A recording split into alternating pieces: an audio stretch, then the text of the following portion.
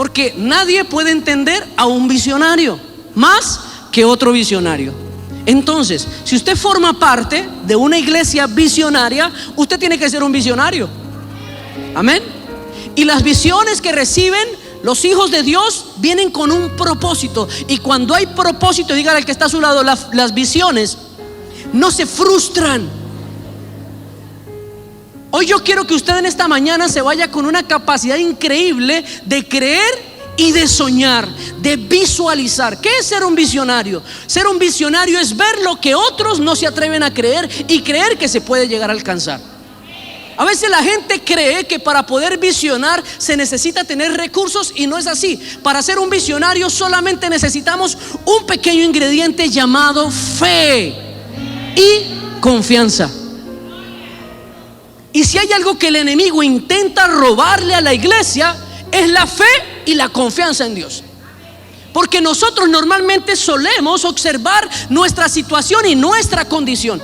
Y escuche, siempre nuestra situación y nuestra condición va a estar contraria a la visión. Porque recuerde que la visión está más allá, no la hemos alcanzado, estamos caminando en pro de ella. Y si usted tiene una visión y observa su condición y ve que su condición no se está alineando a la visión o al sueño, dígale al que está a su lado, dígale, no se desanime, porque tú estás en el proceso de alcanzar. Yo quiero compartirle a usted una historia bíblica que estoy seguro que usted la conoce, porque esto lo ha leído muchísimas veces, pero habla del camino de un visionario. Y muy puntualmente yo quiero a usted predicarle en esta mañana sobre el precio de una visión. Mire, mi amado, hay algo que se ha dejado de predicar en las iglesias, y es el tener que pagar un precio por lo que proviene de Dios. Escuche, yo no sé ustedes, mi hermano, ¿cuántos de los que hay aquí tienen más de 20 años en el evangelio? O sea, somos poquitos los dinosaurios. Pero si tú observas 20 años atrás, 25 años atrás en la iglesia, somos un dinosaurio, varón. Porque ahorita el que tiene más de 20 años en el evangelio, porque la gente llega al evangelio y a los 15 días ya quiere salirse de la iglesia. A los 3 meses ya se quiere cambiar de congregación. A los 3 años de cristiano ya ha pasado como por 10 iglesias. Ay, ay, ay. Pues eso no pasa aquí, eso pasa en otras iglesias. Pero en la época en la que yo me levanté, mire, mi amado, había gente que llevaba 35 años en la iglesia, nacieron ahí, se murieron ahí. Dígale al que está a su lado, usted se tiene que quedar aquí, porque es el lugar donde Dios lo plantó. No se arranque de donde Dios lo plantó. Pero una particularidad que tenía esa iglesia de antaño era que le enseñaban a uno a pagar un precio. Yo nunca podré olvidar esas palabras de mi pastor cuando se me acercaba, me ponía las manitas en el hombro con un amor, me decía: hijo, paga el precio. Yo soñaba con alabanza, mi amado. Mira, ahorita llega un muchacho con talento, y si a los 3 meses tú no lo pusiste a cantar, se aburre y se va para otra iglesia. Y cada vez que me quejaba, el pastor me decía: hijo, paga el precio. Yo veía chiquito al pastor, hermano. Yo soy chiquito. Yo lo veía pequeñito. Yo sé, ¿qué le pasa? ¿Hasta cuándo me va a tener aquí lampaseando? Si yo lo que tengo es talento. Pero lo que yo no entendía era que él me estaba enseñando. Mire, mi amado, yo le agradezco toda la formación de carácter los primeros 7 años en el evangelio. Ahorita actualmente un cristiano, si dura más de 7 años en una iglesia, ya quiere que lo llamen apóstol. Por años. Yo los primeros 7 años de evangelio me llamaban el apóstol de los baños. Te formaban así, te enseñaban a pagar un precio. El asunto es que intentar alcanzar visión sin formación es un desastre, mi amado, porque no te preparas para lo que Dios tiene para hacer contigo. Mire, mi amado, si Dios no hubiera formado mi carácter en los primeros años de evangelio, ¿tú crees que yo hubiera aguantado los primeros 3 años aquí en Venezuela? Los primeros 3 años comiendo yuca y lenteja. ¿O yo fui el único? Mire, mi amado, si ahorita hay algo que no puede faltar en mis fiestas de primicia, en mis fiestas de acción de gracias, que nosotros hacemos una mesa de gratitud, yo les digo: no me puede faltar ni lentejas ni yuca, porque ese fue mi maná. Y si hay algo por lo que tengo que darle gracias a Dios, fue por haber comido yuquita y lenteja, porque eso sostuvo mi casa. ¿De dónde salían? Yo no sé, hermano. Yo creo que se reproducían solas, no sé. Pero en la canasta de amor, hermano, yo a veces pensaba, esto es como canasta de odio, hermano, pura lenteja. Pero ahora doy gracias. Pero yo entiendo que no hubiera estado preparado para esto si no hubiera recibido formación de carácter. Entonces, yo siempre recuerdo que yo le reclamé mucho al pastor, porque yo ya llevaba un par de años en la iglesia y siempre anhelaba estar en alabanza. Y en un día llegó un profeta, y ese profeta soltó una palabra poderosísima que a mí me impresiona ahora la exactitud con que recibí esa palabra, así casi como unos 18 años atrás. Y este hombre habló con tanto lujo de detalles de lo que el Señor iba a hacer conmigo. Pero en aquel tiempo yo lo veía como algo maravilloso. Yo no sabía qué era lo que el Señor me iba a sacar a las naciones. Pero él empieza a soltar unas palabras y me dice: Dios te va a llevar a otra nación y te va a llevar a pastorear, te va a llevar a sembrar, te va a llevar a formar adoradores, te va a llevar a levantar iglesias y vas a hacer cosas grandes y maravillosas. Y Dios me suelta esa palabra, mi amado. Al día siguiente estaba yo en la oficina del pastor y fui a donde mi pastor y le dije: pastor, ¿sí escuchó? Y va empoderado, mi hermano, porque no me daban chance para cantar. Yo dije: esta es mi oportunidad para reclamarle al pastor. Y me fui donde el pastor y le dije: pastor, ¿si escuchó lo que dijo el profeta? Y él me dijo: sí, hijo, ya escuché qué fue lo que dijo el profeta. Llegó el tiempo de tu oportunidad. Yo recuerdo que llegué al día, me dijo: vente el jueves a las 4 de la tarde. Yo me emocioné porque el jueves a las 4 de la tarde era el ensayo de alabanza. Y cuando yo llego al ensayo de alabanza, mi amado, me siento en la primera silla. Yo veo a los músicos que ensayan y al pastor de la alabanza se sube. Era una iglesia muy grande, habían varios grupos de alabanza y ensayan. Y a mí no me llaman ni me dicen nada. Bueno, ¿qué pasó aquí? Me le voy a la oficina al pastor y le digo: pastor, ¿qué pasó? Usted me dijo que viniera a las 4 de la tarde y estoy desde hace como 1 hora y media, pero nadie me dice nada. Me dijo: no, hijo, es que usted tenía que venir conmigo. Lo estoy esperando desde las 4. Mire, ahí está el lampazo, ahí está el balde y ahí está la escoba. Esta es tu oportunidad de que le sirvas al Señor. Y ahí fue donde empezó mi proceso de formación de carácter. Dígale al que está a su lado: necesitas que tu carácter sea formado. Ay, ay, ay. Mire, mi amado, usted viera, yo parecía el Chavo del 8. Y agarré con una rabia ese lampazo, ese balde y esa escoba, hermano, y me voy para el baño, hermano. Y empiezo a lavar. Mi hermano, era una iglesia de más de 800 personas. ¿Usted se imagina cómo quedaban esos baños después de un servicio? No, hombre. Y me correspondió los baños de los caballeros, que quedan peor. Y hermano, yo empezaba a lavar esos baños con rabia, con rencor, con resentimiento. Yo no sé cuántas cosas le dije al pastor lavando las posetas. Y preciso me tocaba, cuando me tocaba el aseo de los baños, era precisamente en el momento en el que estaban ensayando los de la alabanza. Yo decía: bueno, y la palabra que Dios me dio, que iba a adorarle, que iba a ir a las naciones, que iba a levantar ministerios de adoración, y yo aquí lavando posetas y esa gente allá cantando desafinado. Yo canto mejor que ellos. Duré un poco de tiempo, tal vez un par de meses, quéjeme, hasta que vino la resignación. Dígale al que está a su lado, dígale: resígnese a que el proceso lo vives o lo vives. Mire, mi amado, en el Señor los procesos no se pueden saltar. Si tú intentas saltarte el proceso, vas a terminar dándole vuelticas al desierto. Pero de que lo superas, lo tienes que superar.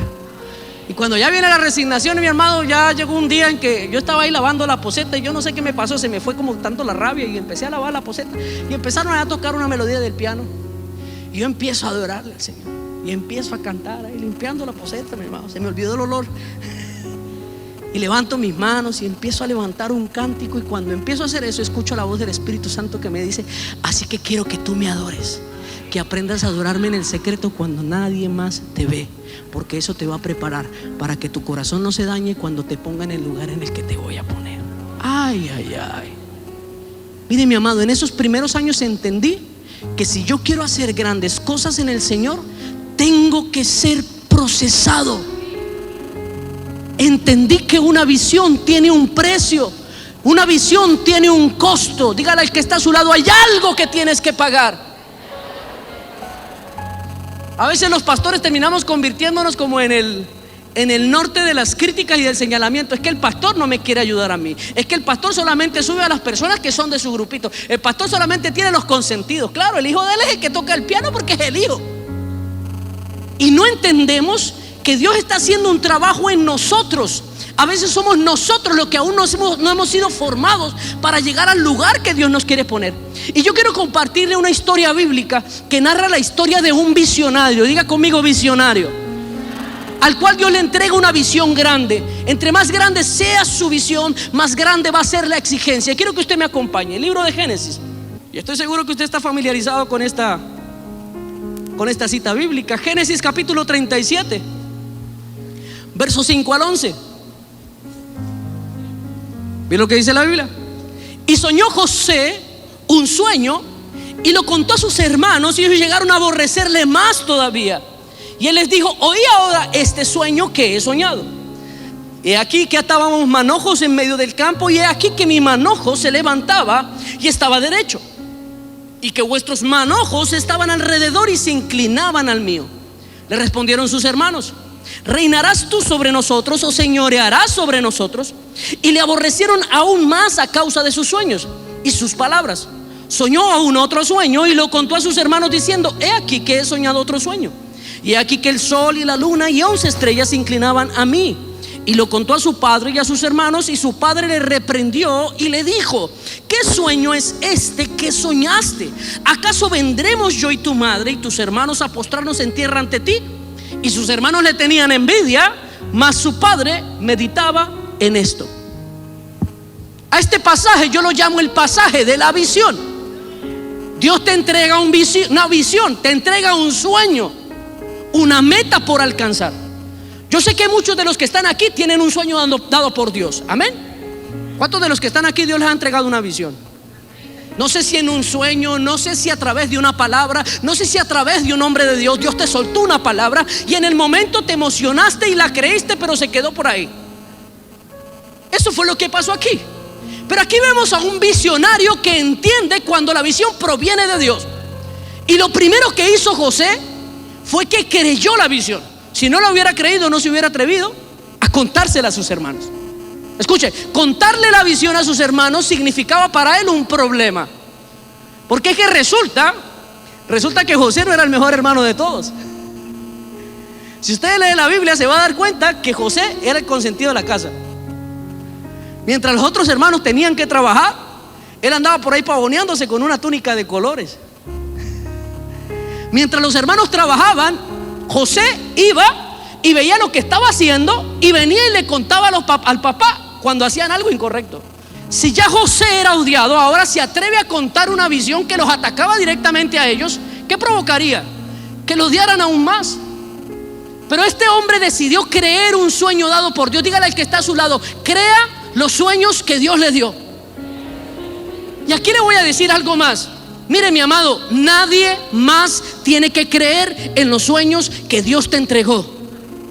Aquí dice la palabra que sus hermanos sintieron rabia. Y dice que su padre, aún su propio padre, el que lo amaba, lo reprendió. Le dijo: ¿qué clase de sueño que tú tienes? Mire, cuánto cristiano hay frustrado porque siente que los demás no le apoyan. Hoy voy a decirle algo a usted en esta mañana. Usted no necesita que nadie le apoye. El único apoyo que usted necesita es el del Señor, de nadie más. Mire, mi amado, deje de andar echándole la culpa de que usted no ha alcanzado algo porque otros no lo han apoyado. Mire, nadie más tiene que creer los sueños que Dios te entregó a ti.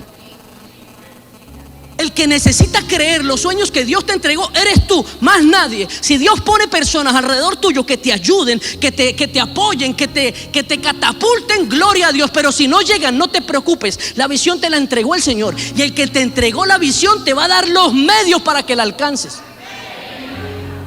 Jóvenes, ¿dónde están los jóvenes aquí? Mire, mi amado, usted no se sienta frustrado. Ay, pastor, es que yo quiero estudiar, pero nadie me apoya. Apóyese usted mismo. Yo le cuento a veces a mi hijo le da risa. Yo le digo: hijo, cuando yo quise estudiar, ¿qué tocó? Me tocó ponerme a trabajar de día y estudiar de noche para pagar mis estudios. ¿Era eso o no estudiar? Pero si tú tienes una visión, te haces a los medios para alcanzarla. Tienes que trabajar por ella. Mire, mi amado, voy a soltarle algo. A usted no anda esperando que alguien más trabaje por sus sueños, ni que alguien más trabaje por sus visiones, porque nadie lo va a hacer.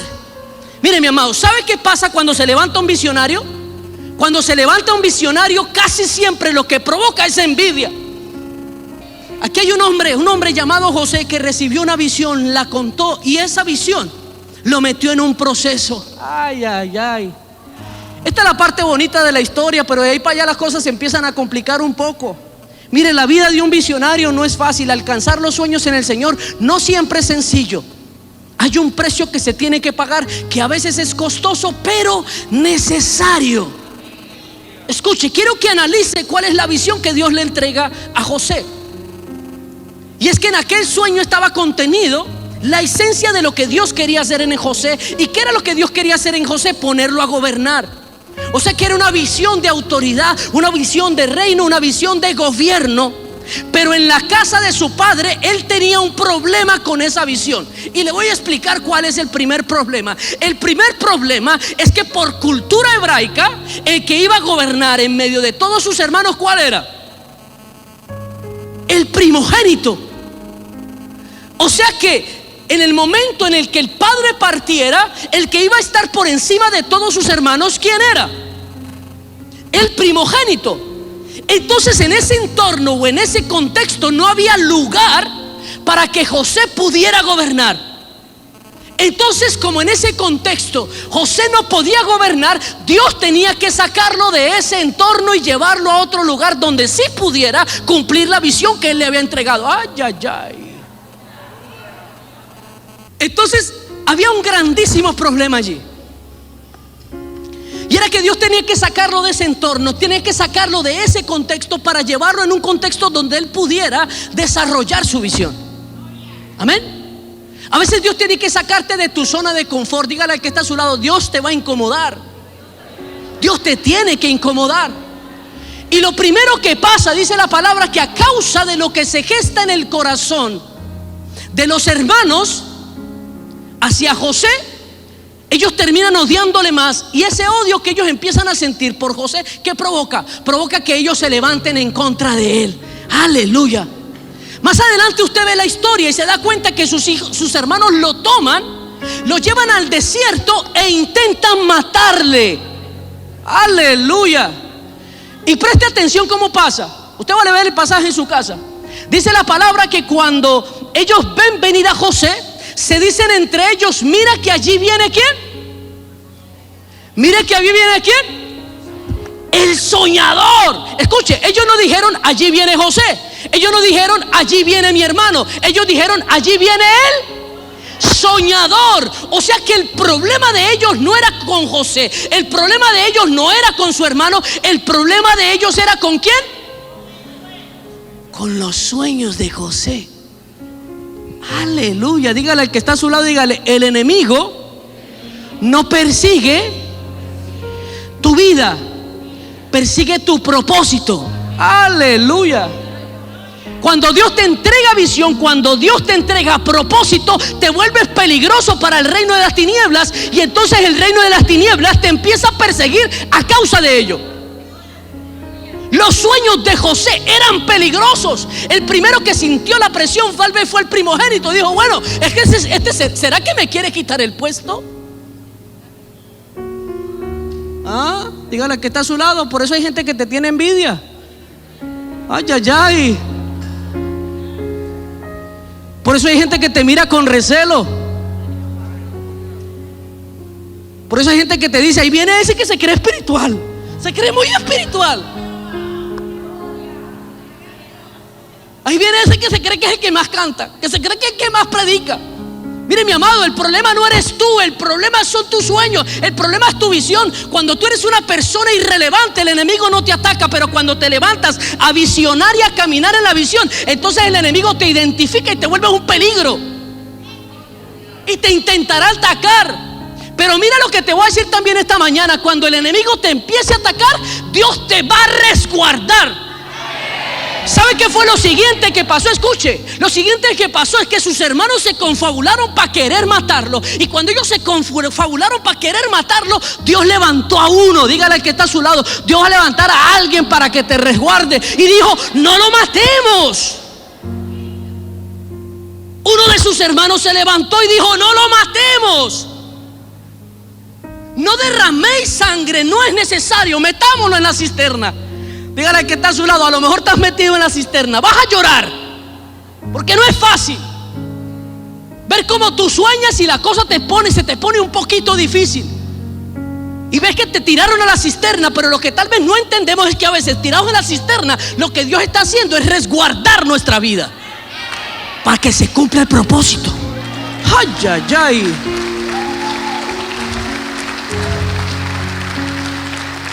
Pero ¿sabe a mí qué me impresiona de esta historia? Que yo no veo a José en ningún momento quejarse o lamentarse por esta situación. Yo veo a un José que callado acepta. Mientras él estaba tirado en la cisterna, los demás decidían qué era lo que iban a hacer con su futuro. Lo que no sabían ese par de tontos que estaban allá arriba pensando en qué iban a hacer con su futuro, lo que no sabían ellos es que ellos se estaban convirtiendo en un instrumento para provocar que José llegara al cumplimiento de la promesa dada por Dios. Mira lo que le voy a decir en esta mañana: hasta sus enemigos, las personas que se levantan en contra de usted, son necesarias y parte del proceso. Mire, yo siempre le he predicado algo a la iglesia: nosotros dentro de la iglesia no tenemos enemigos, aunque haya gente que se levante en contra de nosotros, porque cada quien que se levante en contra de nosotros es un instrumento de Dios para cumplir un propósito. ¿Sabe qué dice la Biblia? La Biblia dice que hierro con hierro se afilan, y el carácter del hombre con el carácter del hombre se moldea. O sea que todo lo que tú vives en el proceso de crecimiento en el Señor tiene un propósito. El estar tirado en la cisterna era un medio para algo más. Acto siguiente, ¿qué hacen sus hermanos? Pasan por allí unos mercaderes. Pero no fue casualidad, Dios los mandó por ahí. Y ellos toman la decisión de venderlo. José es llevado y es vendido a un hombre llamado Potifar.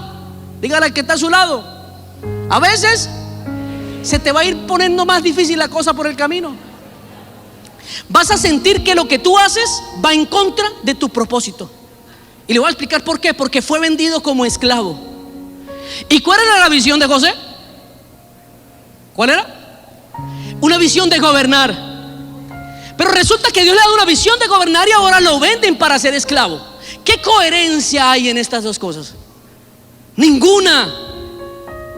Yo creo que si nosotros fuéramos José, estaríamos diciendo: bueno, pero ¿qué fue lo que le pasó a Dios? Me da una promesa, me da un sueño, pero mírame dónde estoy. Ahora soy un esclavo. ¿Quién me va a sacar aquí de esta condición? Pero dice la palabra que José tomó una actitud correcta. Dígale al que está a su lado: tu actitud determina que la visión se cumpla o no se cumpla. Y algo que hizo José es que tomó la actitud correcta. Cuando fue vendido como esclavo, dijo: bueno, si me tocó de esclavo, yo aquí voy a ser el mejor esclavo y voy a convertirme en el esclavo que manda. Escuche lo que le voy a decir. Y dice la palabra: y Dios prosperó en las manos de José. Dice la palabra que todo lo que hacía José prosperaba, y Potifar lo vio. Y cuando Potifar vio, dijo: este es el hombre. Y dice que él tomó a José y lo puso sobre todo en su casa. ¿Sabe qué hizo José allí? Dígale al que está a su lado: volteó la situación. Ay, ay, ay. Dijo: yo no voy a ser un esclavo cualquiera. Y dice la palabra que él fue el primero en la casa de Potifar. Él gobernaba en todo lo que era de la casa de Potifar. Él administraba todo lo que era de la casa de Potifar. Y lo mejor de todo esto era que Dios, en medio de ese contexto, lo prosperaba. Mire, mi amado, si tal vez tu camino, tu proceso no está prosperando, empieza a revisar cuál es tu actitud. ¿Ah? Mire, el gran problema de nosotros los evangélicos, mi amado, es que nosotros somos muy desagradecidos. Se nos olvida ver que la mano de Dios está en medio del proceso. Se nos olvida ver que el respaldo de Dios nos está acompañando. Y a veces caemos en medio del proceso en la ingratitud. Y la ingratitud mata la visión. Ay, ay, ay. Escuche, dígale al que está a su lado: con tus fuerzas no vas a hacer prosperar tu visión. El único que puede prosperar tu visión es el Señor. Y escuche, una vida de ingratitud corta la fuente de lo que viene del cielo. Mire, mi amado, deje esa costumbre de que en medio en el proceso empiece como yo hacía, como el Chavo del 8. ¿Por qué yo? ¿Por qué yo? Deje de quejarse y lamentarse en medio del proceso y aprenda de él. José no lo sabía, escuche, José no lo sabía, pero ese entorno lo que estaba provocando en él era un entrenamiento, una preparación. Dios le estaba proveyendo herramientas que él iba a necesitar. Porque recuerde, ¿quién era José en la casa de su padre? Era el consentido. ¿Y el consentido de la casa qué hace? El consentido de la casa está lleno de privilegios, de beneficios. Mientras sus hermanos se mataban trabajando, él andaba en su Ferrari con su túnica de colores. Mientras los otros hermanos eran entrenados, él no hacía nada por la vida más que tener influencia con su padre. Dime qué iba a pasar si tú agarras a un José con ese carácter y le entregas gobierno. ¿Qué va a pasar? Un desastre. Por eso líderes y ministros sin proceso y sin preparación, cuando se les dé ministerio, son un desastre. Ay, ay, ay. Y la gente no entiende que necesita ser formado. Dígale al que está a su lado: tú necesitas ser formado. Porque si tu carácter no está alineado con tu llamado, cuando se te llame vas a ser un desastre, vas a provocar un problema. La casa de Potifar fue un lugar de entrenamiento. Pero dígale al que está a su lado: el enemigo no te va a dejar de perseguir. Estando en la casa de Potifar se metió el diablo otra vez, hermano. El enemigo se mete para intentar dañarte, porque el enemigo se dio cuenta que José estaba prosperando aún siendo esclavo. Y dijo: no, yo no puedo permitir que este hombre prospere aquí. Yo me voy a meter y le voy a dañar el caminado. Pero otra vez Dios estaba utilizando al enemigo para labrar el camino. Ay, ay, ay. Dígale al que está a su lado, dígale: el diablo se mete.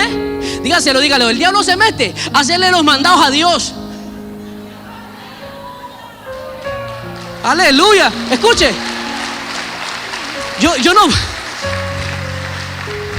yo no puedo percibir a un cristiano echándole la culpa al diablo. Es que yo ando mal por la culpa del diablo. Mire, mi hermano, el diablo no se puede meter contigo si Dios no le da permiso.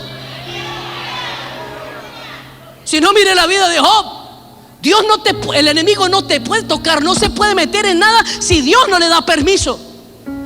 Y aunque el enemigo utilizó a la esposa de Potifar para intentar dañar el camino de José, lo que no entendía era que eso estaba labrando un camino. Porque por causa de lo que pasó con la esposa de Potifar, José es tomado y es metido en la cárcel. Y cuando usted ve esta situación, usted dice: bueno, si José estaba mal, ahora va a estar peor.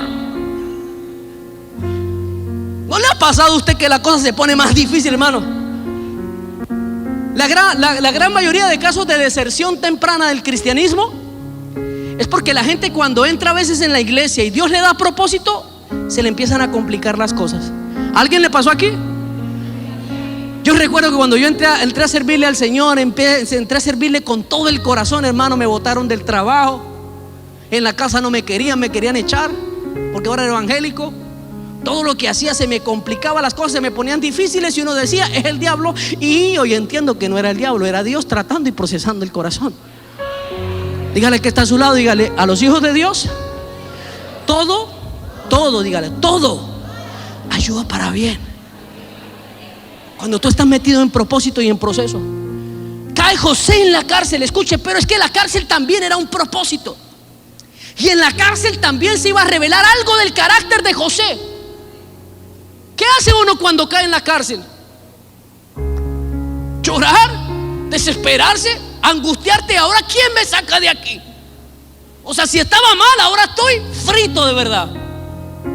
De esclavo tal vez tenía la oportunidad de ganar el favor de Potifar y tal vez algún día me libere. Pero ahora estoy en la cárcel. ¿Quién me va a sacar de aquí? Me metí en problemas con alguien importante y ahora, ¿qué espera para mí? Pero José una vez más tuvo una actitud correcta. Mire, mi amado, afírmese porque la actitud sí importa. Él asumió una actitud correcta en la cárcel. Cuando él llega a la cárcel, él dice: a mí no se me puede olvidar que yo tengo una visión dada por Dios. ¿Y cuál es la visión que Dios me dio a mí? Que yo voy a gobernar. Entonces, si estoy metido aquí en la cárcel, pues entonces me voy a convertir en el rey de la cárcel. Ay, ay, ay. No, este le ganó al PRAN. Este le ganó. Mire, pues le voy a explicar la historia. Porque este se ganó el favor del carcelero. Y le dijo al carcelero: el hombre que usted necesita, mire, soy yo. Si quiere, pregúntele a Potifar cómo le dejé la casa. Y mira lo tremendo. El carcelero le entregó la llave de la cárcel. Dice, y el carcelero no se ocupaba, escuche, dice, no se ocupaba de ningún asunto de la cárcel, porque todo lo manejaba ¿quién? Qué tremendo. Dígale al que está a su lado: cuando hay visión, no importa la condición. Mire, mi amado, le voy a dar un consejo poderoso, de oro. No permitas que tu condición te arrebate la visión. Nunca. Utiliza tu condición para catapultar tu visión. Cuando Dios, escuche, cuando Dios te meta en un proceso, disfrútalo. Aprende de él. Ay, se acabaron las amén. Es que, mi amado, nosotros queremos vivir bendecidos, prosperados y en victoria. ¿Cuántos quieren ser protegidos? Amén. Pero ¿cuántos quieren ser procesados? Porque no entendemos que no puede caminar lo uno sin lo otro. Dios no va a prosperar tus caminos si no te procesa junto con ellos. Porque si Dios no te procesa, entonces la bendición que te va a entregar te va a hacer más daño que el beneficio que te pueda dar. Y en la cárcel, una vez más, José fue formado. Escuche, y la cárcel era algo que inevitablemente podía saltar José. José tenía que pasar sí o sí por la cárcel, porque la cárcel se iba a convertir en un puente. Ay, ay, ay. La cárcel se iba a convertir en una catapulta para llevarlo en el lugar correcto, al lugar correcto. Escuche lo que le voy a decir. Mire, escuche muy atentamente. Hay un lugar en la historia, hay una hora en la historia donde Dios tiene preparado el momento específico que lo va a catapultar al cumplimiento de la visión. Pero solamente hay un camino para llegar a ese momento en la historia. Si tú te rindes en cualquier circunstancia del proceso, no vas a poder llegar a ese punto en la historia donde Dios te va a catapultar. La cárcel es necesaria, el proceso es necesario, porque es que él tenía que aprender algo allí. Y allí en la cárcel, escuche, allí en la cárcel Dios lo iba a relacionar. En el proceso Dios trae personas correctas que pone a tu lado para que en el momento específico te conecten. Hoy es un punto de conexión. Yo conocí al apóstol Emanuel en un lugar que ni idea. A mí me dijeron: ¿quiere ir por allá para Ojeda? Bueno, vamos, no estoy haciendo nada. Él me escucha predicar y me dice que me va a invitar. Y yo: está bien, yo voy. Después él se sienta con el pastor a tomarse un café y le dice: yo recuerdo que tengo un muchacho por ahí. El pastor le voy a contar una historia. Y me imagino que le contaste la historia. Le dijo: yo creo que ese muchacho vaya para allá. Y hoy yo estoy aquí para darte una palabra que refuerza algo que en tu espíritu Dios ya te viene diciendo. Escuche, es que los predicadores invitados, nosotros no decimos nada sobrenatural, decimos lo que su pastor ya ha predicado 1000 años. Solamente que a uno le gusta decirle amén al pastor que viene invitado. Porque Dios hace puntos, escuche, Dios hace puntos de conexión específicos. Puntos de conexión específicos que si tú te dejas llevar en el proceso, mire, mi amado, cuando tú te metes en el propósito de Dios, es como meterte en un río. Te sueltas y dejas que las aguas te lleven. Entre más tú te opongas al proceso, más difícil se hace. Pero si tú lo aceptas y asumes lo que tengas que asumir en medio del proceso, entonces dejas de sufrirlo y empiezas a aprender y a prepararte, mi amado. Todas las herramientas que encontró en este camino José le iban a servir para ese encuentro específico, para ese punto en la historia que iba a cambiar la historia de José. Dice la palabra que ahí en la cárcel conoce al copero del rey y al panadero. Ellos también sueñan. Dígale a que está a su lado: Dios te va a conectar con soñadores, porque esos soñadores son los que te catapultan a un cumplimiento de visión. Y allí en la cárcel él se encuentra con estos dos soñadores y Dios lo utiliza como un medio para revelar aquel sueño. Dice la palabra que el copero del rey es liberado y es puesto nuevamente en la corte del rey, en la corte del faraón. Y dice la palabra que antes de hacerlo, antes de salir de la cárcel, él le dio una promesa a José. Le dijo: cuando yo esté delante de Faraón, voy a hablarle a él de ti. Pero dice la palabra que cuando fue restituido en su cárcel, ¿qué pasó? En su cargo, ¿qué pasó? Dice que al copero se le olvidó.